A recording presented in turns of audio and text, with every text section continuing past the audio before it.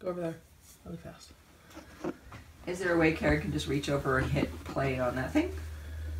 It's playing already. Oh, okay. Hi, audience members. Hello. Hello. Hi. Okay, how's that? Hi. Thank you everyone for coming. You guys are awesome. This is my speech about privatized prisons and why I believe that they should not be allowed in our country. It's something I feel very passionate about, so thank you for coming. Senator Bernie Sanders is quoted as saying, "It is morally repugnant and a national tragedy that we have privatized prisons all over America. In my view, corporations should not be allowed to make profit by building more jails and keeping more Americans behind bars. We have to end the private for-profit prison racket in America."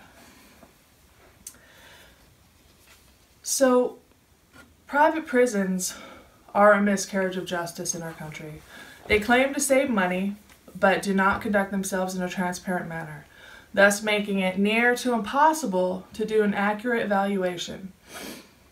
There have been too many cases of cost-cutting resulting in death from inadequate health care and riots due to lack of in-trained guards. So the only way for this corruption to end is for the public to be informed and take a stand by electing officials who will make changes and by taking down the government officials who have been perpetuating this practice. I have done extensive research on this topic, examining journal and magazine articles, websites, and books.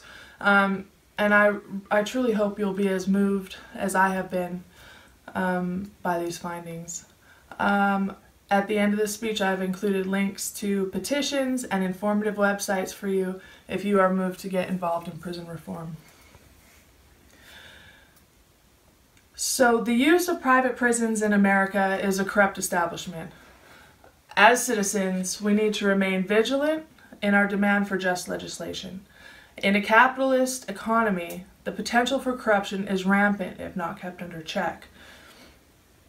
If the prison state we now experience were reformed, the states would have more money for education and public services, resulting in lower crime rates. Now you have an idea where I'm going with this speech. Let's look at the problem. I think it's very important you get a good picture of what's going on with criminal punishment in America, as I do not think many people are aware of the reality of this institution in America, land of the free. Private prison system functions under the pretense of saving money for American taxpayers. Not only does it not save money, it costs a great deal more. Additionally, they cut corners with prison guards and health care, resulting in poor treatment for inmates.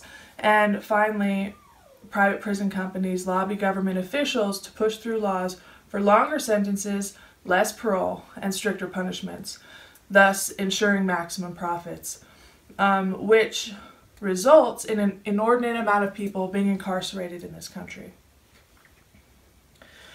Private prison companies do not save states money.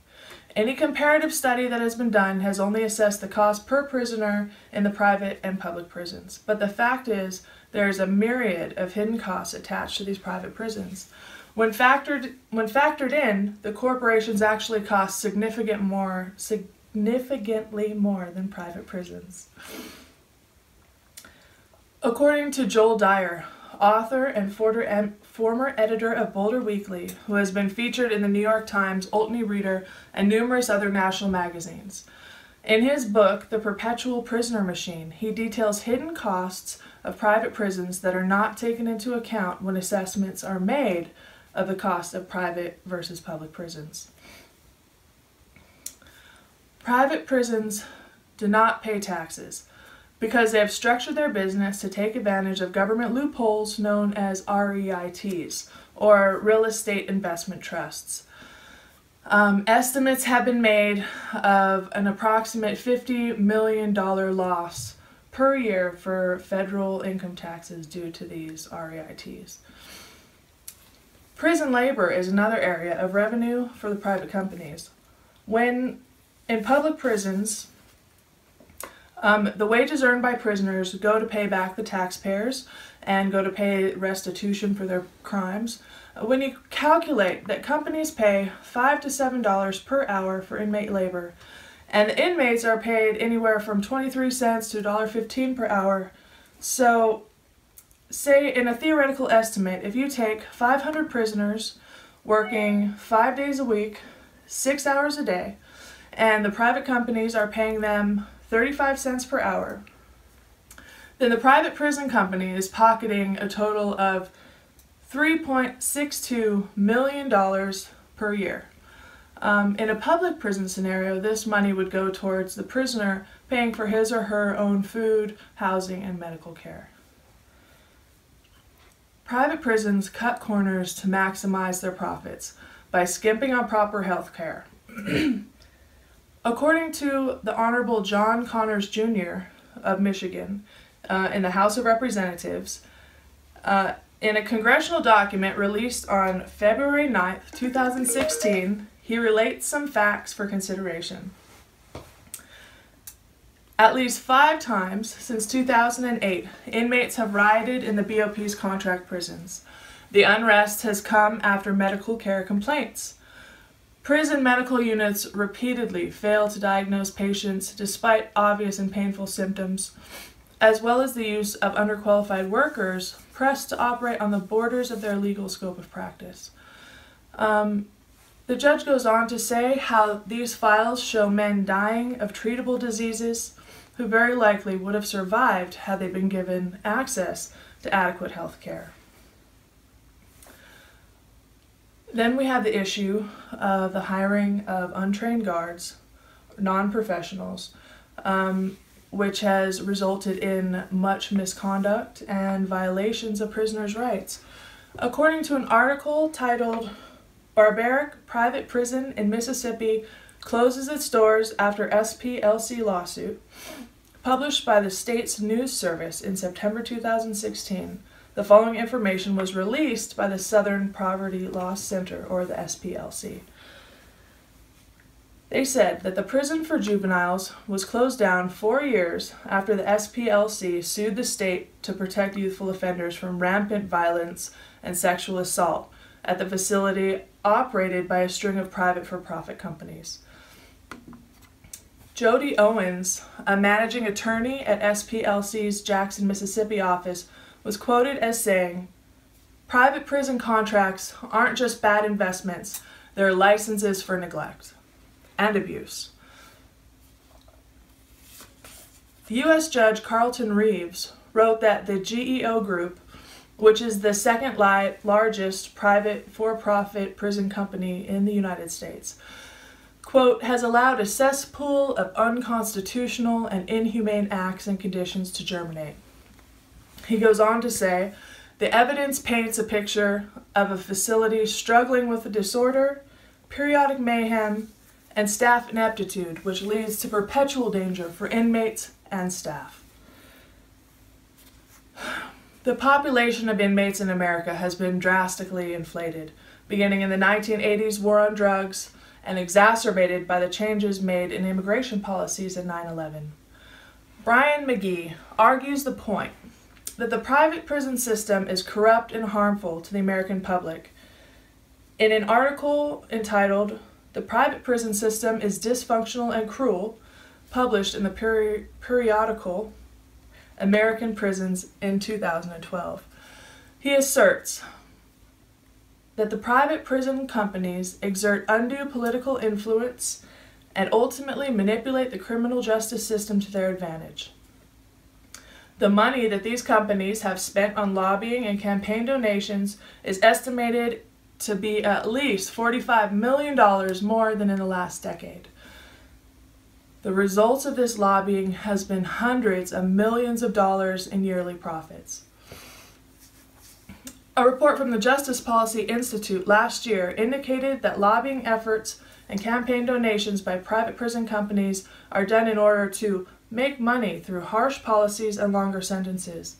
They continued by saying, "The relationship between government officials and private prison companies has been part of the fabric of the industry from the start. It's terrible. And a primary fear of this kind of relationship being a direct connection between those with power to send people to prison and the prisons themselves has already happened. In Pennsylvania, a judge has been given 17 years in prison for sentencing juveniles to a facility in a cash for kids scandal. Many of those sent to the private facilities were locked up for minor offenses not normally subject to incarceration. Ultimately, it is immoral to create a system that has within it the motivation of money when it comes to taking away anyone's freedom. No matter how many safeguards are promised, the greed brought to life by the guaranteed profits will always win. It's sad but true. The only solution is to remove greed as much as possible from the structure. So we've looked at the numerous reasons why privatized prisons are a corrupt institution. However, the same democratic system that made this corrupt establishment possible is capable of taking it down. First, we need to reform prisons themselves, to give inmates tools they can use upon release to reduce recidivism. We need to stop criminalization of drug abusers and the mentally ill. Then we must inform ourselves and take a stand on issues, get involved with the voting process, and research candidates. Mary D. Luman, PhD, who has worked in corrections for over 25 years as a psychologist at the Oklahoma Department of Corrections Reception Center, and also worked as an adjunct professor teaching master's courses in the criminal justice program at the University of Oklahoma, along with John D. Carl, PhD, a professor at the University of Oklahoma who teaches criminology and criminal justice, together wrote a book entitled A Country Called Prison: Mass Incarceration and the Making of a New Nation. In this book, they talk about strategies for shifting the paradigm of mass incarceration. They propose many strategies for getting the numbers of incarcerated Americans down. First and foremost, by increasing literacy and general knowledge and fostering values to build character, improve parenting skills, and participate in civic responsibilities. They suggested modifying prison environments to promote a cooperative behavior and pro-social American values. And very importantly, they suggested increasing employees' knowledge and understanding of social principles by encouraging employees to obtain an associate's degree, management to receive a bachelor's degree, and senior management to receive a master's degree in either social sciences or public administration, and then reward them when they do. They also suggest expanding employee training programs to include information on childhood development, social psychology, mental illness and addictions, diplomacy, mentoring and coaching skills, and egalitarian principles. Also very important is providing prison residents who are discharging with immediate and essential needs to re-enter society successfully and with dignity. Also very important, stopping the criminalization of people with addictions and mental illness by increasing treatment programs that prevent criminal behavior, both inpatient and outpatient, for people with mental illness and addictions, as well as creating a recovery system that provides a continuum of care, not just stopgap measures. The outcome of this would ideally decrease the number of people with addictions, increase healthy lifestyles, and ultimately decrease the higher costs accrued from coping with this group via the criminal justice system, which is very expensive. As a nation, we need to inform ourselves on the issues taking place in this country. The capitalist regime, motivated by profits, has infiltrated this country on so many levels. Privatized banking, privatized military contracting, privatized healthcare. With this amount of freedom comes great responsibility. We must remain vigilant to ensure this free market does not consume our rights and liberties. Fueled by greed, the capitalist monster will consume us alive if we don't keep it on a tight leash.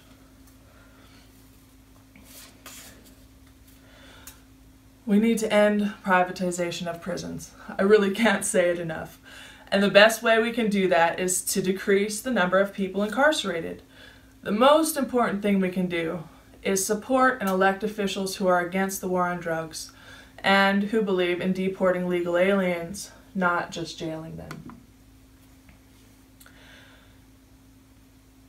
So, we have examined why taking people's freedom should not be a money-making endeavor, and some things we can do to mitigate the prison crisis in this country. Now let's take it a step further and actually visualize what the country could look like if we successfully made a change. If we are successful at reforming the current prison state, then we come closer to realizing the inalienable rights recognized in the Constitution. The rights to life, liberty, and the pursuit of happiness does not always apply to those who are born into less favorable circumstances, whether financial, racial, familial, or a combination of the above. We would advance great strides in the betterment of our country and community if we stopped putting people in jail for money. In 1995, the National Criminal Justice Commission put out a statement. They said, "It troubles the Commission that the size of the American prison population and the number of people living in poverty both increased dramatically in the 1980s. Worse, the growth of each seemed to feed off the growth of the other. This is because funding for prison expansion came largely at the expense of programs designed to alleviate poverty. Let us envision a future where our government builds schools and parks, not prisons, where people of all social stratifications are equally free to live and pursue their dreams, where those that are in the grips of strife can reach out and find people in programs that care and aid them in their time of need." An example of the kind of legislation we need to start seeing in this country is, according to the website www.finance.gov, on July 14, 2016, Senator Ron Wyden from Oregon, a ranking member of the Washington Senate Finance Committee, introduced legislation that would limit the ability of private companies that operate prisons to take advantage of special tax rules for real estate investment trusts. He is quoted as saying, "As part of rethinking our criminal justice system, particularly as it results in the mass incarceration of low-income and minority individuals, the tax rules for REITs must be changed so we are not encouraging companies to unjustly profit from prison detention services." A future with less prisons means a future bright with better education for children, programs for those in need, and healthcare options for elderly and infirm. I hope you are able to join me in the visualization of a brighter, more just future for all the citizens of the United States. It is plain to see that private for-profit prisons are a travesty taking place right before our eyes. They do not save money like they claim. They actually cost significantly more than public prisons, be it death from inadequate health care or riots caused by lack of trained guards. Private prisons cut costs and therefore produce an environment which is less safe and less rehabilitative than public prisons. As citizens, we're responsible for ensuring our rights are not violated and ensuring a fair future for our children. Because of our free market, our institutions are at risk for corruption due to greed. We must remain vigilant in keeping these corporate entities in check. It is immoral to create a system that has within it the motivation of money when it comes to taking away people's freedom. If the prison state we now experience was reformed, the states would have more money for education and public services, resulting in lower crime rates. Thus, the vicious cycle that ensures the prisons are fed by the poor and disenfranchised would be ended. There is much we can all do today to begin the process of righting these wrongs that have been transpiring under our noses for decades. There are 2 petitions I have to sign, plus information on websites that will help you to get involved. I have also included links to 2 Colorado senators, so you can educate yourselves on their stance on criminal justice. Elections are right around the corner, and it's a very important time, and we could all do a lot to help further our own knowledge and the betterment of the system by voting. So vote! Thanks everyone so much. I'd like to open the floor for any questions you might have regarding the... So you mentioned the inflation of prisoners, the prisoner rate from 80s until now. Do you have those figures? Do you know what those numbers are? Yes, the inflation rate from the 80s till now. In 1980, there was 300,000 people in incarceration. 2014, there were 2,300,000, which, if you do the math, is about an increase of 760%, give or take. I have a question. The United States fancies itself a free country, and the government has always pointed fingers at other countries as being oppressive. An example of an oppressive regime would be China, because they're, communists or something. So how do we compare in incarceration rates with China? That's a very good point. The incarceration rates in China are a quarter of the incarceration rates in America. I think their sum total in 2014 was 1,000,000. Oh, that's a little more than a quarter. It was 1,700,000. Basically, the U.S. incarcerates about 700 people per 100,000. And China incarcerates about 300 per 100,000. So it's a little less than half. That's a big difference. Yeah, it's a huge difference on a country that our politicians or whoever makes out to be so oppressive and communist and whatnot. But in actuality, we jail more people than they do by far. Mm-hmm. All right. Good question. Thanks. Yeah, okay, thank you everybody. Have a great day. Thank you. Vote!